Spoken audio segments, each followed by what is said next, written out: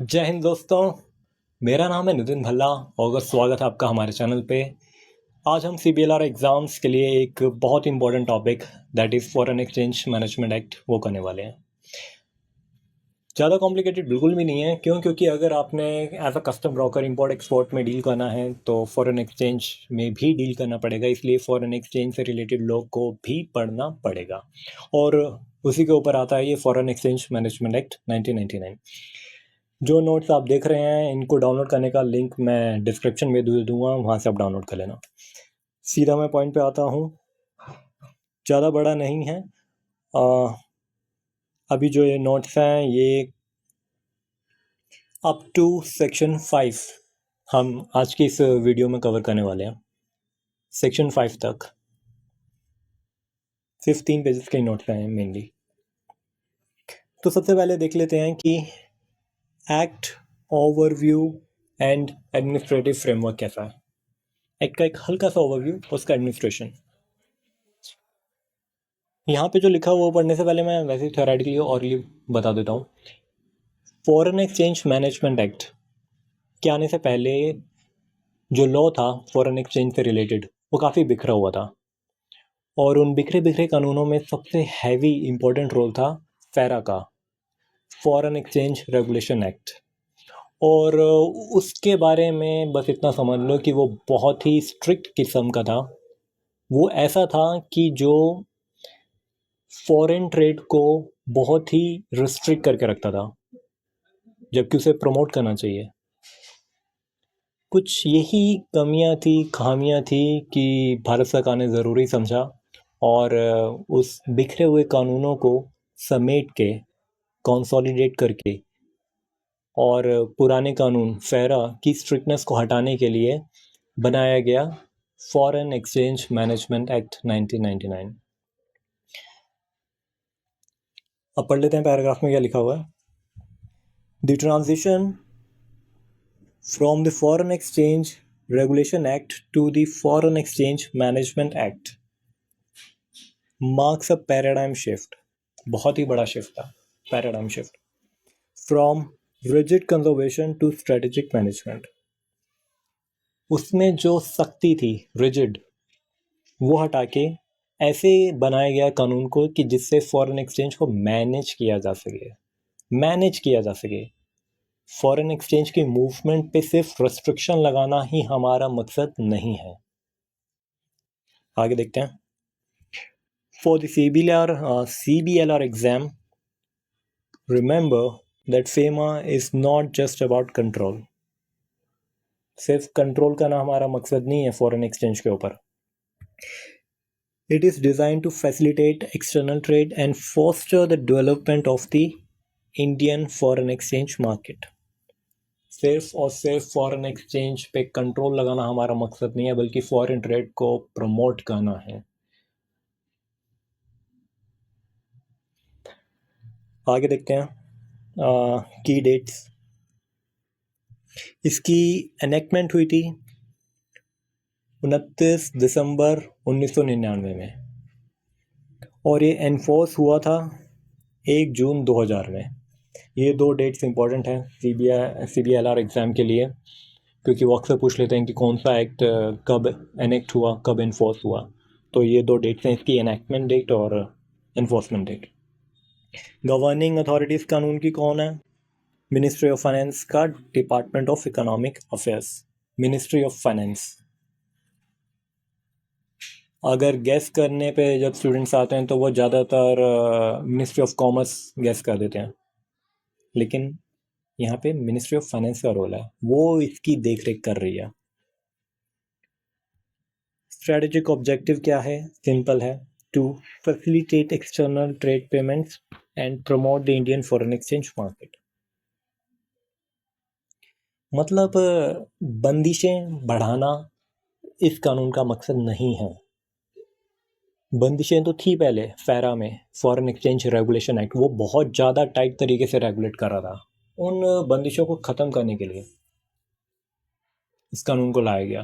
और उस जो बिखरा हुआ था, कभी कोई पोर्शन किसी कानून में दे रखा है, कोई पोर्शन किसी कानून में दे रखा है, तो जो लीगल प्रैक्टिशनर्स थे उनका यही कहना था कि ये फॉरेन एक्सचेंज से रिलेटेड सारा बिखरा हुआ है, इसे कंसोलिडेट करने की ज़रूरत है, इसे थोड़ा लिबरलाइज करने की ज़रूरत है।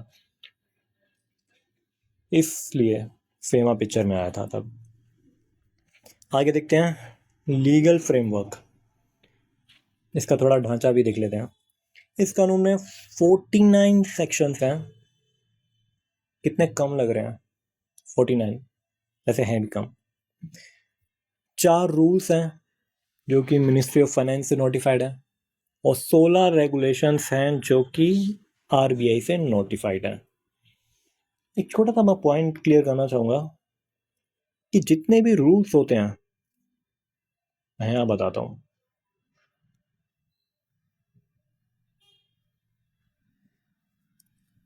रूल्स और दूसरी तरफ आता है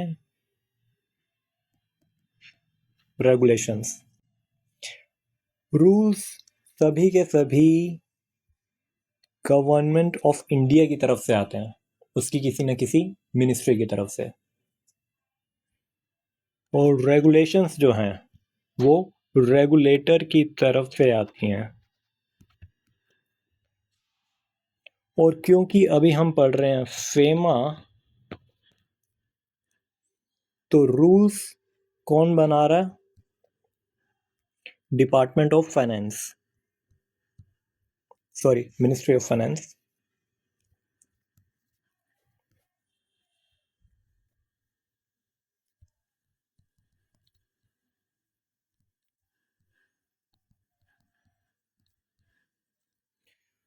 और रेगुलेटर कौन है फेमा का? It is RBI.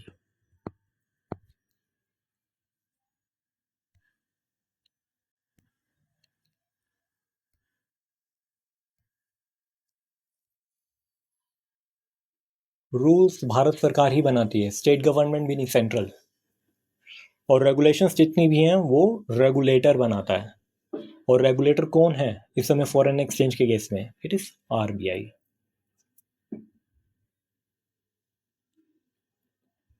तो वही मैंने यहाँ बताने की कोशिश करी है कि इस कानून में 4 रूल्स दे रखे हैं जो कि मिनिस्ट्री ऑफ फाइनेंस की तरफ से आ रहे हैं, और 16 रेगुलेशंस जो कि आरबीआई की तरफ से आ रही हैं। इस पे भी सवाल पूछा जाना बहुत ही कॉमन होगा। पहले जैसे मैंने बताया एनेक्टमेंट डेट्स के ऊपर सवाल आ सकता है, और ये मिनिस्ट्री कौन सी है, मिनिस्ट्री ऑफ फाइनेंस, ये भी बहुत इंपॉर्टेंट है।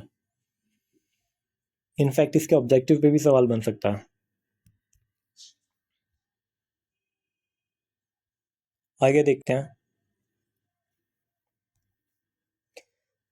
Section 1, scope, extent and application. Section 1, जितने मर्जी भारत में कानून उठा लो, सबके सेक्शन 1 एकदम टोटली लगभग इररेलेवेंट ही होते हैं, क्योंकि उसमें ये सबसे पहले लिखा होता है कि इस कानून का नाम क्या होगा, और फिर लिखा होता है कि ये कानून कहाँ कहाँ पे लगेगा, भारत के किस किस जगह पे लगेगा। ज़्यादातर पूरे के पूरे भारत पे लगते हैं, एक्सेप्शन अपार्ट। ये बहुत ही चुनिंदा कानूनों में से एक है जिसके सेक्शन 1 में भी दम है। इस एक्ट के सेक्शन 1 से भी सवाल आ सकता है। क्यों? क्योंकि कुछ बात है इसमें, वही बात देखते हैं। As a customs broker, jurisdictional errors are fatal। सीधी बात है, ये बात एकदम तुम्हें साफ होनी चाहिए कि कौन सा कानून किस एरिया में लगता है, कहाँ कहाँ लग सकता है। jurisdictional errors are really fatal for customs broker। आगे section 1 defines the boundaries of famous authority. बिल्कुल सीधी बात है, सभी कानूनों का सेक्शन 1 एक बाउंड्री ही बता रहा होता है। It follows both the geography of India and the ownership of the entities involved। ये था खास इसमें। इस कानून के सेक्शन 1 में खास क्या है? ये इस कानून का सेक्शन 1 सिर्फ और सिर्फ ज्योग्राफी कवरेज के बारे में बात नहीं कर रहा, ये था खास। इसमें ज्योग्राफी भी आ रहा है plus ownership of the entity से इन्वॉल्व भी आ रही है। थोड़ा और इसे बारीकी से देखते हैं। सबसे पहले तो टेरिटोरियल रीच देखते हैं इसकी, जमीनी। It extends to the whole of India, पूरे पूरे कानून पूरे पूरे के भारत में लगेगा। ये तो एकदम कॉमन है, ज़्यादातर कानून एक्सेप्शन के पार्ट पूरे के पूरे भारत में लगते हैं। एंटिटी कवरेज,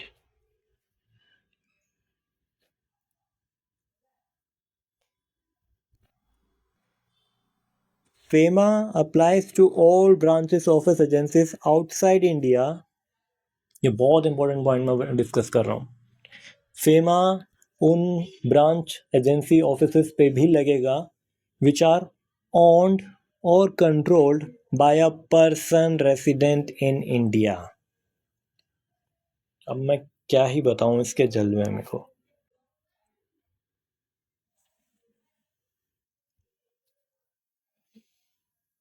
बेहद इंपॉर्टेंट पॉइंट अभी हमने जस्ट डिस्कस किया है, और इस पे सवाल पूछा जाना बहुत ही ऑब्वियस होगा अगर सवाल आया था तो। ये कानून सिर्फ और सिर्फ भारत की ज़मीन पर ही नहीं लग रहा, बल्कि उन ऑफिस, एजेंसी, ब्रांचेस पे भी लग रहा है जिनकी ओनरशिप या कंट्रोल किसी पर्सन रेसिडेंट इन इंडिया के पास है। थोड़ी सी बारीकी की बस बात यहाँ पे साइड में डिस्कस करता चलूँ। यहाँ लिखा हुआ पर्सन रेसिडेंट इन इंडिया, तो मुंह उठा के इसे इंडियन सिटीजन मत समझ लेना। Being an Indian citizen is a different thing, and being a person resident in India for the purpose of this act is different। अब तो फिर सवाल उठता है ये पर्सन रेसिडेंट इन इंडिया है कौन? बस अब हम थोड़ी देर में डिस्कस करने वाले हैं। ओके, आगे है एक्स्ट्रा टेरिटोरियल ज्यूरिसडिक्शन। ये भी खास तो है। FEMA applies to any contravention committed outside India by a person covered under this act। वो कोई भी बंदा जो इस एक्ट में कवर्ड है, कई सारे लोग हैं जो इस एक्ट में कवर्ड हैं। अब इस ये जो है इसे हम बाद में डिस्कस करने ही वाले हैं। वो सभी लोग जो इस एक्ट में कवर्ड हैं, उन्होंने कोई भी कंट्रावेंशन किया इस एक्ट का, तो वो भी कंट्रावेंशन किया बाहर, इंडिया से बाहर, तो वो भी इस एक्ट में कवर्ड होंगे। ये भी वैसे देखा जाए तो बहुत इंपॉर्टेंट है, लेकिन ये जो नंबर 1 पे मैंने टेरिटोरियल रीच कराया है, ये हल्का सा पॉइंट है, इसमें दम नहीं है। दम है तो जी वो इन 2 पॉइंट्स में था। क्या जलवा है।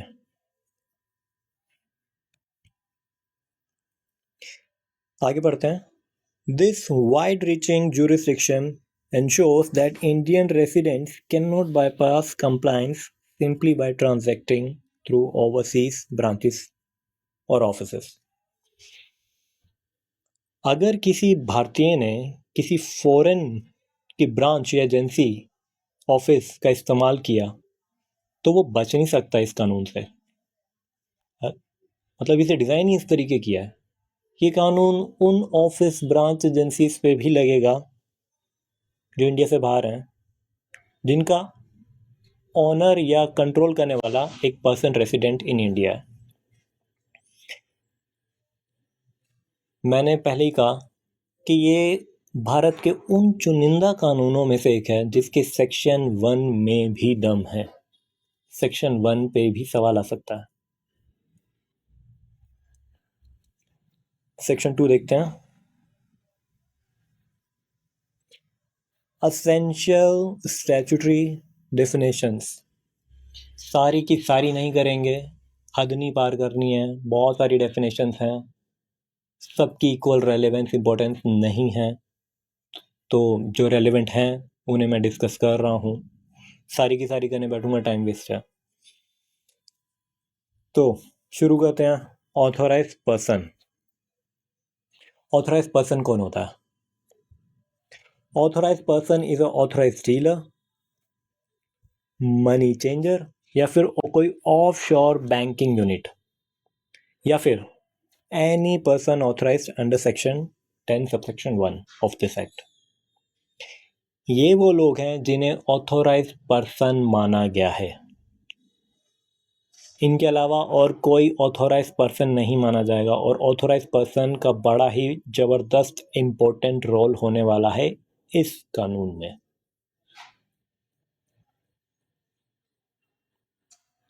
आगे देखते हैं। Capital account transactions. Capital account transactions. Capital account transaction alters assets, liabilities, including contingent one, outside India for PRI, that is person resident in India, or inside India for PROI, that is person resident outside India।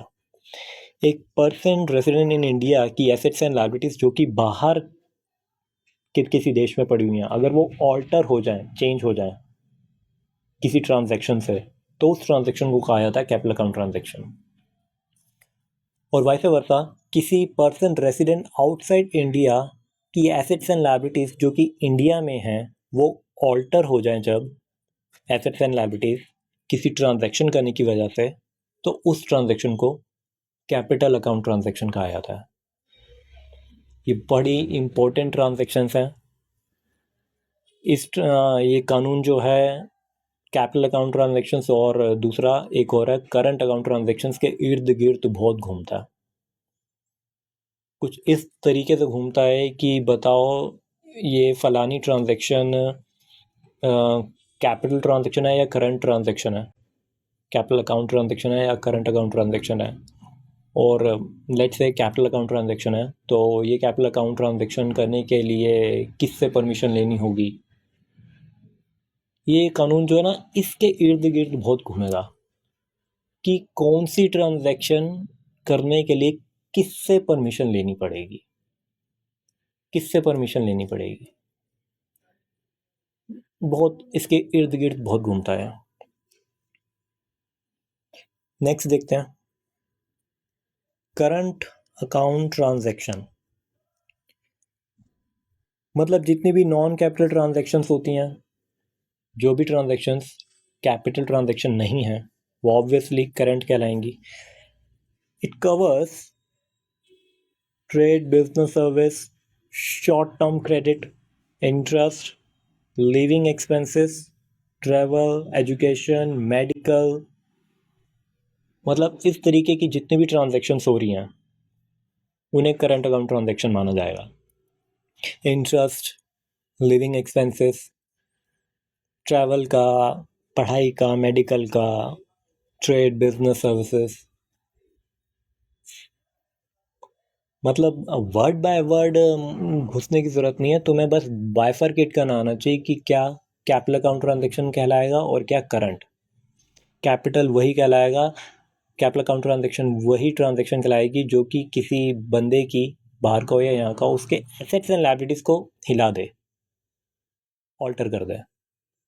और दूसरी तरफ हैं कुछ ऐसे खर्चे जो कि assets and liabilities से उनका इतना डायरेक्ट हैवी कनेक्शन नहीं दिखेगा तुम्हें। Travel expense, education expense, medical expenses, और क्या लिविंग एक्सपेंसेस, इंटरेस्ट, मतलब पता चल रहा है ये इन्हें सुनने से मैं बता सकता हूँ कि इनका कैपिटल एसेट्स एंड लायबिलिटी से कोई लेना देना नहीं है, इसलिए इनका कैपिटल अकाउंट ट्रांजैक्शन कहलाना गलत होगा। और ये दो ट्रांजैक्शन जो अभी हमने जस्ट डिस्कस करी हैं, एक कैपिटल अकाउंट ट्रांजैक्शन और दूसरा करंट अकाउंट ट्रांजैक्शन, बहुत ही इम्पोर्टेंट, ये बहुत इम्पोर्टेंट डेफिनेशंस हैं, इन्हें बिल्कुल भी लाइट में बिल्कुल ना लेना। और वैसे भी मैंने ये कुछ चुनिंदा डेफिनेशंस तुम्हारे सामने रखी हैं, इतनी सारी डेफिनेशंस में से ये सारी इम्पोर्टेंट है। ये इन इम्पोर्टेंट में से भी बहुत ज़्यादा इम्पोर्टेंट हैं, तो वो ये हैं capital account transaction, current account transaction. जलवा है, जलवा। ठीक है, आगे देखते हैं। Foreign exchange. फॉरेन एक्सचेंज में क्या क्या आता है? फॉरेन एक्सचेंज में आ गया सबसे पहले तो फॉरेन करेंसी जो बाहर की करेंसी है। Deposits, credit, balances payable in foreign exchange, draft या लेटर ऑफ क्रेडिट जिसे एलसीबी कहते हैं, या बिल्स ऑफ एक्सचेंज, ये सब फॉरेन एक्सचेंज है। फॉरेन एक्सचेंज में सिर्फ और सिर्फ फॉरेन करेंसी को इंक्लूड मत करना। वैसे नॉर्मली देखा जाए तो वही होता है, लेकिन इस कानून ने अपनी ज़रूरतों को ध्यान में रखते हुए फॉरेन एक्सचेंज की डेफिनेशन में और भी चीज़ों को डाला है, और वही तुम्हारे सामने है। जैसे कि ये draft, LCs, bills of exchange, ये सब फॉरेन एक्सचेंज है। और अब तुम ये भी जानना चाहते हो कि एलसीज क्या होती हैं, बिल्स ऑफ एक्सचेंज क्या होते हैं, लेटर ऑफ क्रेडिट क्या होता है, ड्राफ्ट क्या होता है, तो अगर मैं इन्हें भी एक्सप्लेन करने जाऊँगा फिर तो और भी बहुत ज़्यादा समय लग जाएगा। ये एक्ट ऑलरेडी काफ़ी लंबा है, इतना छोटा सा नहीं है, इसलिए मैं वर्ड बाय वर्ड एक्सप्लेनेशन नहीं दे रहा हूँ, वो फिर बहुत ही टाइम ईटिंग प्रोसेस हो जाएगा। आगे चलते हैं। करेंसी करेंसी बड़ा, ये भी बहुत इंपॉर्टेंट है, इस पर सवाल पूछा जाना बहुत ही ऑब्वियस होगा। Currency include note, postal orders, money orders, cheques, draft, travellers cheques, LCs that is letter of credits, promissory notes and credit cards. मतलब इतनी सारी चीज़ों को करेंसी में रखा गया है। नॉर्मली ये करेंसी नहीं होती है। लेट्स से अगर मैं प्रॉमिसरी नोट की बात करूं तो वो करेंसी नहीं है, क्रेडिट कार्ड भी करेंसी नहीं है, लेकिन इस कानून ने अगेन अपनी ज़रूरतों को ध्यान में रखते हुए इन सभी चीज़ों को करेंसी की परिभाषा में डाल दिया। अब उसने ज़रूरी समझा होगा किसी न किसी प्रोविजन को डिज़ाइन करते समय। आगे देखते हैं। एक्सपोर्ट और इंपोर्ट। एक्सपोर्ट का मतलब है taking goods out of India, goods India से बाहर लेके जाना, और प्रोवाइडिंग सर्विसेज टू PROI, तुमने किसी बाहर के बंदे को सर्विसेज दी हैं तो मतलब तुमने एक्सपोर्ट कर दिया। और इंपोर्ट क्या होता है? ब्रिंगिंग गुड्स और सर्विसेज इनटू इंडिया, बाहर से इंडिया में गुड्स मंगवा लिए या किसी बाहर के बंदे से सर्विसेज ले ली इंडिया में, तो इंपोर्ट हो गया वो। अब हम एक बहुत ही इंपॉर्टेंट डेफिनेशन डिस्कस करने वाले हैं। PRI, person resident in India. भाई साहब जलवा है इस डेफिनेशन का। Residing more than 182 days in the preceding financial year. कोई बंदा पिछले साल 182 दिन से ज़्यादा भारत में रहा है। 182 दिन, 182 days, बहुत इंपॉर्टेंट है, लगभग आधा साल। 182 दिन से ज़्यादा कोई बंदा पिछले साल भारत में रहा है तो उसे PRI मान लिया जाता है। लेकिन अभी बात पूरी नहीं हुई है। इंक्लूड्स इंडियन इनकॉर्पोरेटेड एंटिटीज़, वो कंपनीज एंटिटीज़ जो भारत में इनकॉर्पोरेट हुई हैं उन्हें PRI ही माना जाएगा। अगेन अब तुम सोचोगे, एक कोई बिगनर है जो लो को नया नया पढ़ना शुरू किया तो वो सोचेगा कि यार कंपनीज इनकॉर्पोरेटेड इन इंडिया को पर्सन रेसिडेंट इन इंडिया कैसे बोला जा सकता है? क्या कानून बनाने वालों को इतनी समझ नहीं है कि एक एंटिटी में और एक पर्सन में के मीनिंग में अंतर होता है? एक एंटिटी को पर्सन की परिभाषा के अंदर क्यों डाल रहे हो? लोग को इस हिसाब से, इस नज़र से मत पढ़ना। ये डेफिनेशन इस कानून के मकसद को, अल्टीमेट गोल को अचीव करने के हिसाब से बनाई गई है। जैसे कि अभी हमने ठीक ऊपर पढ़ा कि करेंसी में इन्होंने प्रोमिसरी नोट्स को भी डाल रखा है, एलसीज को भी डाल रखा है, लेटर ऑफ क्रेडिट, जबकि ऐसा बिल्कुल नहीं होता। नॉर्मल वर्ल्ड में डे टू डे लाइफ में करेंसी का मतलब अलग होता है, लेकिन ये एक्ट करेंसी की परिभाषा में इतनी सारी चीज़ों को डाल रहा है तो वो अपनी ज़रूरतों को ध्यान में रखते हुए डाल रहा है। लिटरली मत पकड़ना कि मतलब ये क्या हो रहा है। पर्सन का जिक्र कर रहे हैं और उसके अंदर कंपनी को भी डाल दिया। ठीक है, इस तरीके से नहीं देखना है हमें, बस कानून के मकसद को पूरा करने के लिए जो करना पड़ेगा करेंगे बस।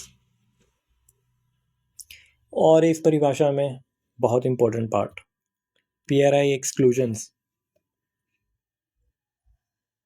ऊपर मैंने जस्ट अभी बताया कि पिछले साल कोई भारत में 182 दिन से ज़्यादा रहा है तो उसे पीआरआई बोल देंगे, लेकिन लेकिन लेकिन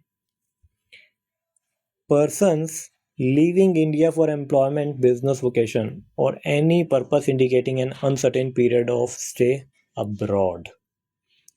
क्या जलवा है इस चीज का, मैं बता नहीं सकता, क्या जलवा। कोई बंदा जो एम्प्लॉयमेंट, बिजनेस वोकेशन या किसी अनसर्टेन पीरियड के लिए बाहर चला गया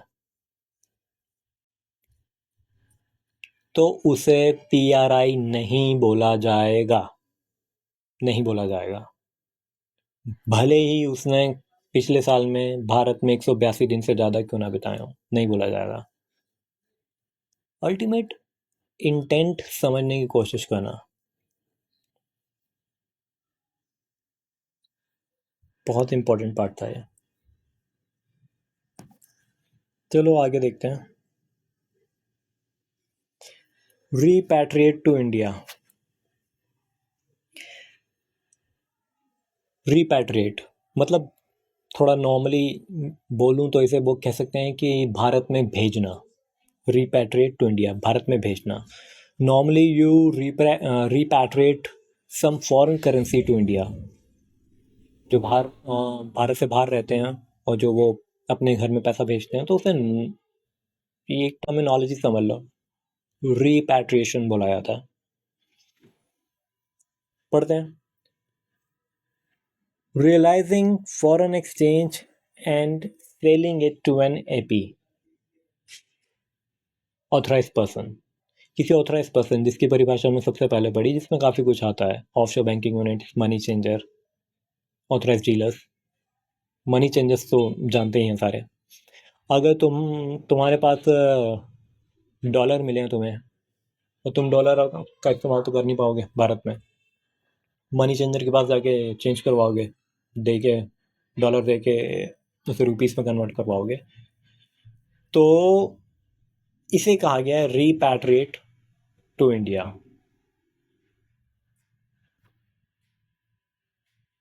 holding in permitted authorized person account, using it to discharge foreign exchange denominated debt। तुम्हारा कोई फॉरेन एक्सचेंज डिनोमिनेटेड डेट है, मान लो किसी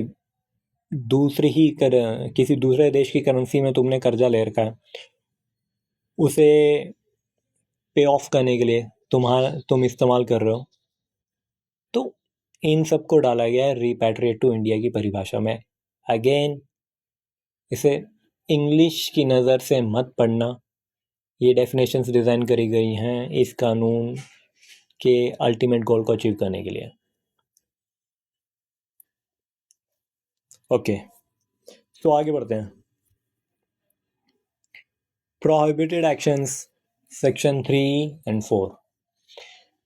इस एक्ट का सेक्शन 3 एंड 4 इकट्ठे हम पढ़ रहे हैं, अलग अलग नहीं, क्योंकि वो दोनों ही जो हैं सेक्शन 3 एंड सेक्शन 4 वो प्रोहिबिशन ही बता रहे हैं कि ये काम नहीं करोगे, वो काम नहीं करोगे, फलाना काम नहीं करोगे, ढिमकाना काम नहीं करोगे। तो पढ़ लेते हैं शॉर्ट में। No dealing in foreign exchange और foreign securities with anyone except an authorised person. मतलब कि बड़ी भारी बात लिखी गई है यहाँ पे। भारत में कोई भी बंदा अगर फॉरेन एक्सचेंज में या फॉरेन सिक्योरिटीज़ में डील करना चाहता है तो वो ये काम केवल और केवल ऑथोराइज पर्सन से ही करेगा, किसी दूसरे से नहीं। फॉरेन एक्सचेंज में कोई डीलिंग नहीं होगी किसी के भी साथ एक्सेप्ट एन ऑथराइज पर्सन। बहुत इंपॉर्टेंट था ये। आगे बढ़ते हैं। No payments to for the credit of a person resident outside India. मतलब कि बाहर का कोई बंदा है, उसे तुम कोई पेमेंट नहीं दोगे, उसे कोई पेमेंट नहीं दोगे। अब तुम सीधा सीधा सोचोगे ये कैसे, ये क्या बात हो गई, पेमेंट बाहर जाती तो हैं, जाती हैं। उसके पीछे भी वजह है। मतलब कुछ ट्रांजैक्शंस को कानून में आगे जाके साफ अलाउ, रिस्ट्रिक्ट, प्रोहिबिट किया गया है। रिसीट वायलेशन बहुत इंपॉर्टेंट है, पढ़ते हैं।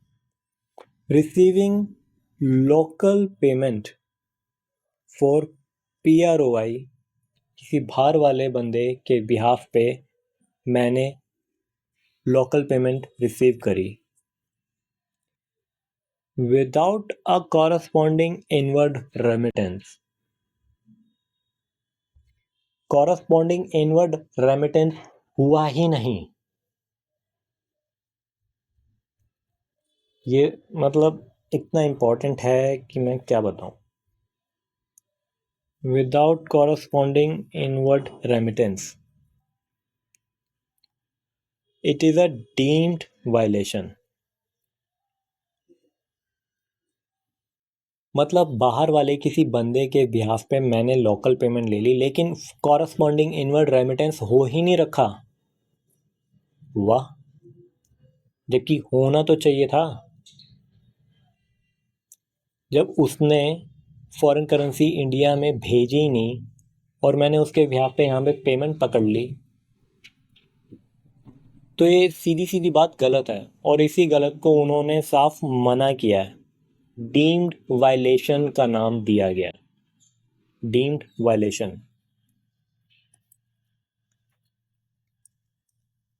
आगे देखते हैं। No financial transactions in India as consideration for acquiring transferring assets outside India. India के बाहर किसी एसेट को तुम एक्वायर करना चाह रहे हो और उसके कंसिडरेशन के तौर पे कोई फाइनेंशियल ट्रांजैक्शन यहाँ पे करी गई, तो उसे साफ मना किया गया है इस कानून ने। मतलब मैंने बाहर के किसी देश में कोई एसेट एक्वायर करने के लिए कोई फाइनेंशियल ट्रांजैक्शन यहाँ पे करी, ना ना ना ना ना, साफ मना है, साफ, एकदम साफ। आगे देखते हैं। Holding rule. PRI, person resident in India, shall not acquire, hold on, possess foreign exchange or foreign securities or immovable property situated outside India except as permitted। मतलब जितने भी PRI हैं, पर्सन रेसिडेंट इन इंडिया, वो foreign exchange hold नहीं कर पाएंगे अगर permission नहीं है तो। फॉरेन सिक्योरिटी होल्ड नहीं करेंगे अगर परमिशन नहीं है तो।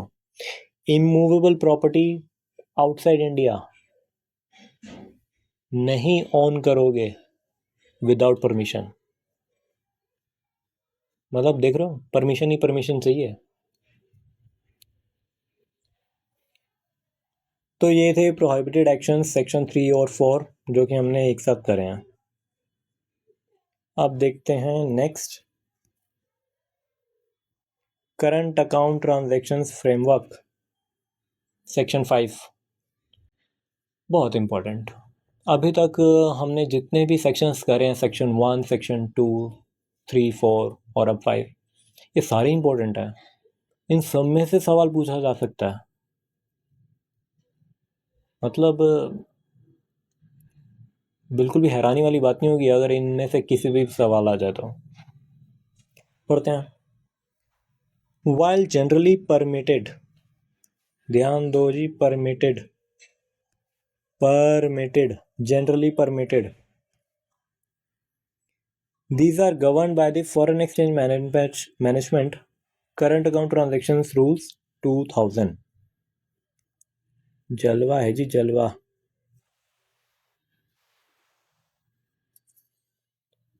मैंने ऊपर बताया था कि 4 रूल्स हैं जो कि इस कानून के लिए बनाए गए हैं। 16 रेगुलेशंस हैं और जो रूल्स हैं ये सरकार बनाती है। तो उन 4 रूल्स में से एक रूल ये है, foreign exchange management current account transaction rules 2000।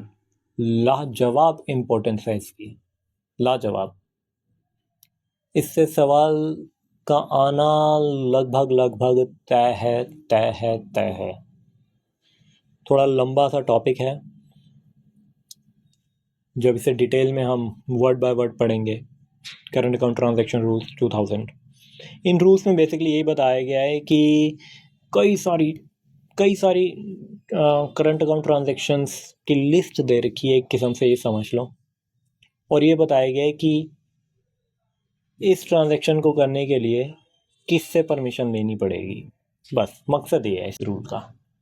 बहुत लंबी लिस्ट दे रखी है, ऐसा नहीं कि हज़ारों आइटम्स की लिस्ट दे रखी है, ऐसा भी नहीं है, लेकिन काफ़ी अच्छी खासी लिस्ट है, जिसका मकसद बस ये बताना है कि कौन सी ट्रांजैक्शन करने के लिए किस बंदे से, गवर्नमेंट से या फिर आरबीआई से परमिशन लेनी पड़ेगी। तो आगे पढ़ते हैं। मतलब ये जो foreign exchange management current account transaction rules 2000 है, इसमें शेड्यूल्स दे रखे हैं, 3 शेड्यूल्स हैं। टेक्स्ट तो है ही, rule 1, rule 2, rule 3, rule 4, rule 5, 5 rules हैं। उन 5 रूल्स की इतनी इम्पोर्टेंस नहीं है जितनी उन 5 रूल्स लिखने के बाद शेड्यूल्स दे रखे हैं, 3 शेड्यूल्स दे रखे हैं, उनकी भयंकर रेलेवेंस है।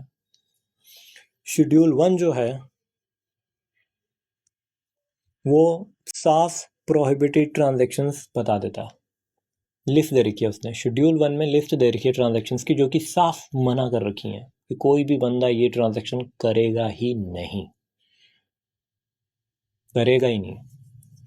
शेड्यूल 2 बताता है ट्रांजैक्शंस जिसके लिए गवर्नमेंट ऑफ इंडिया की अप्रूवल चाहिए,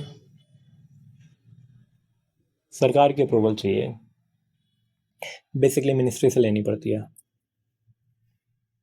और फिर आगे है शेड्यूल 3, वो जो कि ट्रांजैक्शंस की लिस्ट बताता है जिसके लिए आरबीआई अप्रूवल चाहिए, आरबीआई अप्रूवल। रेगुलेटर है ना आरबीआई फॉरेन एक्सचेंज का। और टिपिकली जब अमाउंट एक हद से ज़्यादा हो जाए, ट्रांजैक्शन अमाउंट एक हद से ज़्यादा हो जाए तो आरबीआई अप्रूवल लेनी पड़ती है। अभी हमने ये जो शेड्यूल 1, 2, 3 है, इसके अंदर जो ट्रांजैक्शंस दे रखी हैं वो नहीं करी हैं, वो एक सेपरेट लेक्चर बनेगा उसके लिए, जहां हम एक लेक्चर में केवल और केवल शेड्यूल 1, 2, 3 में दिए गए उन ट्रांजैक्शंस की लिस्ट को कवर करेंगे और देखेंगे कि कौन सी प्रोहिबिटेड है और किसके लिए सरकार का अप्रूवल चाहिए, किसके लिए आरबीआई का अप्रूवल चाहिए। सेपरेट लेक्चर बनेगा। और इसी के साथ यहाँ पे हमारे आज के कॉन्सेप्ट्स कवर होते हैं, और हमने इंट्रोडक्शन किया फेमा का और सेक्शन 1 टू सेक्शन 5 कवर किया। सेक्शन 2 एंटायरली कवर नहीं किया, उसके लिमिटेड इम्पॉर्टेंट डेफिनेशंस को ही कवर किया, क्योंकि सारी कवर करने का मतलब ही नहीं बनता, कर लोगे तो रिटेन नहीं कर पाओगे, उसकी रेलेवेंस बिल्कुल नहीं होती। वर्ड बाय वर्ड एक एक डेफिनेशन को डिटेल में स्टडी करना is a pure waste of time. अब मैं आगे कवर करा रहा हूँ, अभी तक हमने जो पढ़े हैं उन पे कुछ एमसीक्यूज़। मैंने इनके आंसर्स इस पीडीएफ में नहीं बताया। अच्छा होगा वीडियो को पॉज करो और खुद से इन क्वेश्चंस को अटेम्प्ट करने की कोशिश करो, ठीक है। तो शुरू करते हैं। Number 1, what is the primary objective behind the introduction of FEMA 1999? Introduction, क्या ऑब्जेक्टिव क्या है? To criminalise all forms of unauthorized possession of foreign currency by Indian citizens. Criminalize? ना ना ना ना ना, बिल्कुल भी नहीं।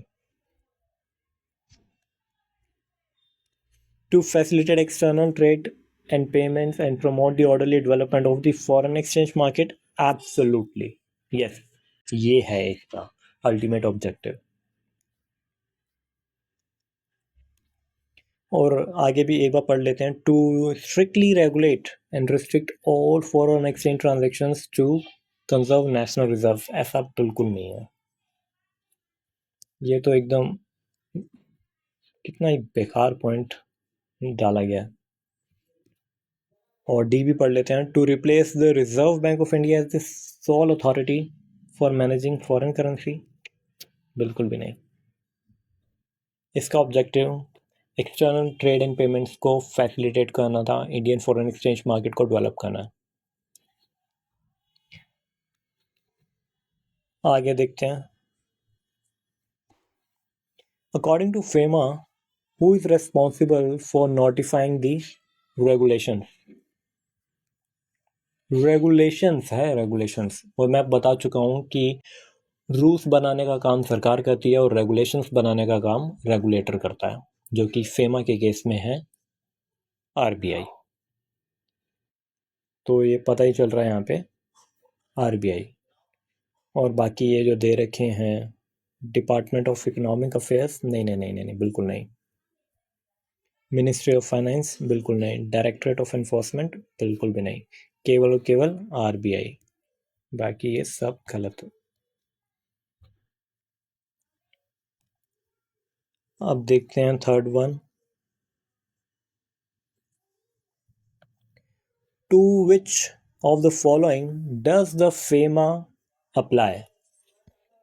अप्लाई कहाँ पे हो रहा है उससे रिलेटेड सवाल है। Only to the physical territories of Republic of India, absolutely wrong, बिल्कुल भी नहीं। सिर्फ फिजिकल टेरिटरी की बात नहीं हो रही यहाँ पे, एंटिटीज को भी कवर किया गया। आगे देखते हैं।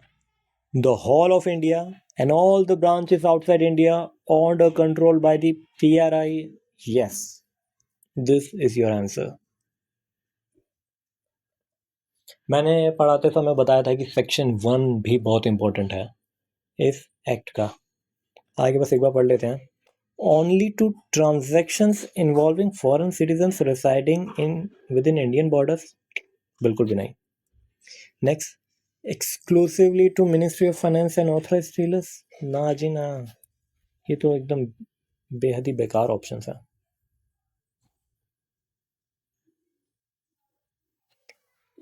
चौथा पढ़ते हैं।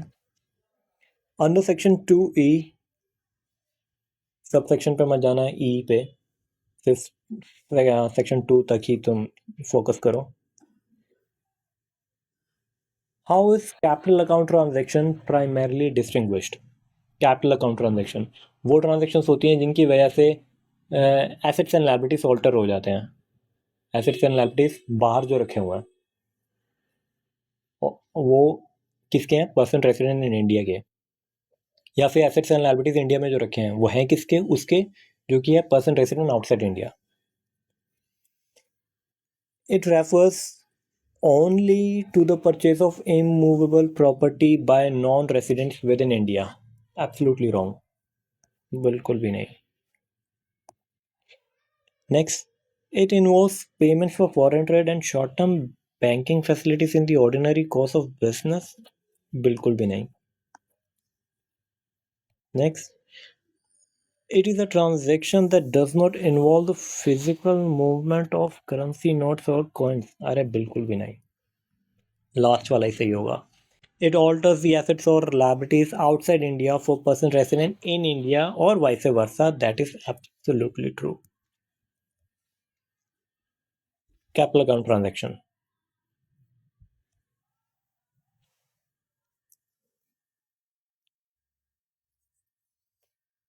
ठीक है, फिफ्थ देखते हैं। Which of the following is specifically included in the definition of current account transaction? Current account transaction. पढ़ते हैं। A long-term loan taken from international bank to purchase land in India. Long-term loan, ऐसा अगर long term loan liability बन जाता है तो capital account transaction है, ना कि करंट अकाउंट ट्रांजैक्शन। देयरफॉर ये तो बिल्कुल ही गलत है।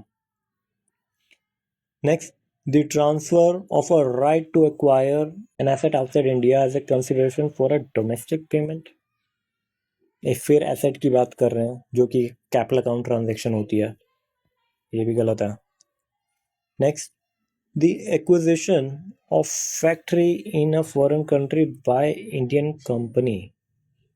फिर एक acquisition of factory that is more of a asset capital account transaction. तो ये capital है ना कि current.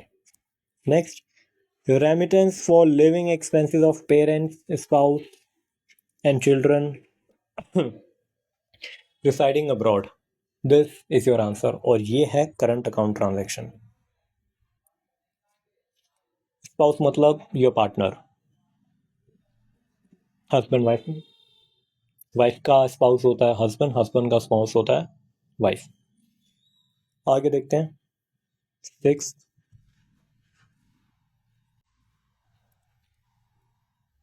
which instrument is not listed as a part of the definition of currency under section 2H. ध्यान दो नॉट पे,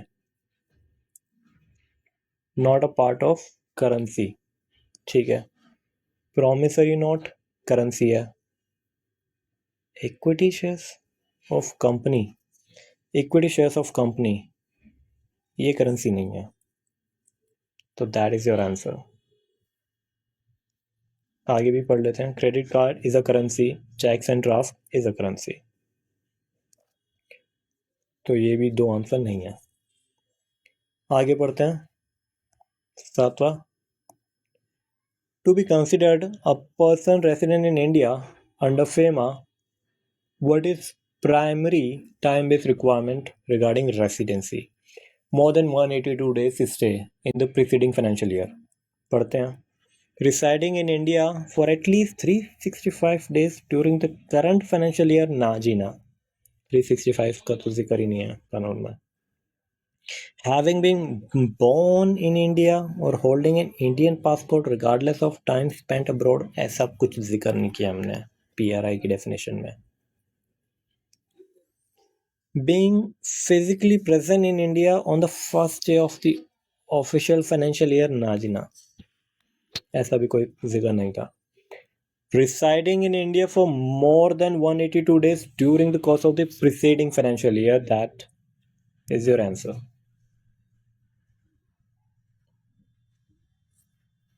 देखते हैं हम 8th पढ़ते हैं. An Indian resident goes abroad for the purpose of taking up employment. Employment के लिए बंदा बाहर गया. How does FEMA classify this person? He is a person resident outside India. PRI नहीं आएगा. स्पेसिफिकली इस तरीके के केसेस को PRI की परिभाषा से बाहर किया गया था. इस तरह के लोगों को PRI नहीं बोला जाएगा. वो लोग जो बाहर एम्प्लॉयमेंट, बिजनेस, वोकेशन के लिए जा रहे हैं या अनसर्टेन पीरियड के लिए जा रहे हैं, बाहर जा रहे हैं, पता ही नहीं है वापस कब आएंगे, अनसर्टेन पीरियड के लिए जा रहे हैं, तो वो सारे कौन है? Person resident outside India. तो ऑप्शन देखते हैं. They remain a person resident in India because the family remains in India. ना. आगे, they are considered a person resident in India until they have stayed abroad for more than 182 days. बिल्कुल भी नहीं, ऐसा कोई जिक्र नहीं है लॉ में. They are classified as an authorized person since they will be earning foreign exchange. क्या बात है, बिल्कुल नहीं. आगे, they are excluded from the definition of person resident in India once they leave for employment. That is your answer. इस तरीके के लोग बन जाते हैं excluded from the definition of PRI. 9th देखते हैं. What does the term repatriate to India mean in the context of realized foreign exchange? Repatriate to India. Bringing back realized foreign exchange and selling it to an authorized person for rupees. Absolutely true. यही मतलब है repatriation का. आगे भी पढ़ लेते हैं. The physical transport of Indian rupee notes from foreign currency back into India, नहीं नहीं नहीं नहीं, बिल्कुल भी नहीं. Spending the foreign exchange on luxury goods while traveling in a foreign country, luxury ऐसा कोई जिक्र नहीं है लॉ में. आगे, gifting the foreign exchange to non resident relative through an offshore account, बिल्कुल भी नहीं. अब एक बार 10th पढ़ लेते हैं. Under section 3, a person in India is prohibited from receiving payments on behalf of non-resident except through an authorized person. Yes, authorized person के through तुम एक्सेप्ट कर सकते हो. किसी एक नॉन रेसिडेंट के बिहाफ पे एक इंडियन रेसिडेंट बंदा ऑथोराइज पर्सन से पेमेंट ले सकता है. What constitutes deemed violation of this clause? Important. Deemed violation, ध्यान दो. Deemed violation हमें ढूंढना है. Receiving a payment through a bank without showing valid passport. ना ना ना, लॉ में ऐसा कुछ नहीं लिखा गया. Receiving a payment in India without corresponding inward remittance from abroad. Yes, yes, ये है इसका सही जवाब. अगर कोई corresponding inward remittance from abroad हुई ही नहीं है और इस ऐसे में एक इंडियन बंदा किसी बाहर वाले बंदे के ब्याह पे ऑथराइज पर्सन से पैसे ले रहा, तो ये साफ मना किया गया, डीम्ड वायलेशन है. आगे पढ़ लेते हैं. Receiving a payment that is higher than the market value of the services provided, बिल्कुल भी नहीं, ऐसा कोई जिक्र नहीं लॉ में. Receiving a payment in Indian rupees from another resident of India. ना, corresponding inward remittance, ये है इसका मेन जवाब. और ये बहुत इंपॉर्टेंट था क्वेश्चन. तो यहीं पे हमारा आज का डिस्कशन ख़त्म होता है. अगले लेक्चर में हम कंटिन्यू करेंगे फॉरेन एक्सचेंज मैनेजमेंट के करंट अकाउंट ट्रांजैक्शन रूल्स 2000. उसमें शेड्यूल 1, 2, 3 उनकी बहुत भयंकर रेलेवेंस है, जो कि डिस्कस करते हैं क्रॉस ट्रांजेक्शन्स को. ट्रांजेक्शन्स के लिए सरकार की इजाज़त चाहिए और ट्रांजेक्शन के लिए आरबीआई की इजाज़त चाहिए, परमिशन. वो बहुत इंपॉर्टेंट टॉपिक है. और जो आज हमने किया अप टू सेक्शन 5, ये भी बहुत इंपॉर्टेंट थे. सेक्शन 1 तक इम्पॉर्टेंट था, सेक्शन 2 भी इम्पॉर्टेंट था, सेक्शन 3, 4, 5 तो बहुत इम्पॉर्टेंट है. मतलब कि आज के लेक्चर में से तुम्हें अपने एग्जाम्स में कुछ क्वेश्चन देखने को ज़रूर मिल सकते हैं. तो ठीक है, फिर इसी के साथ ये लेक्चर यहाँ ख़त्म होता है और मैं मिलूँगा आपसे अगली किसी वीडियो में. तब तक के लिए जय हिंद, जय भारत.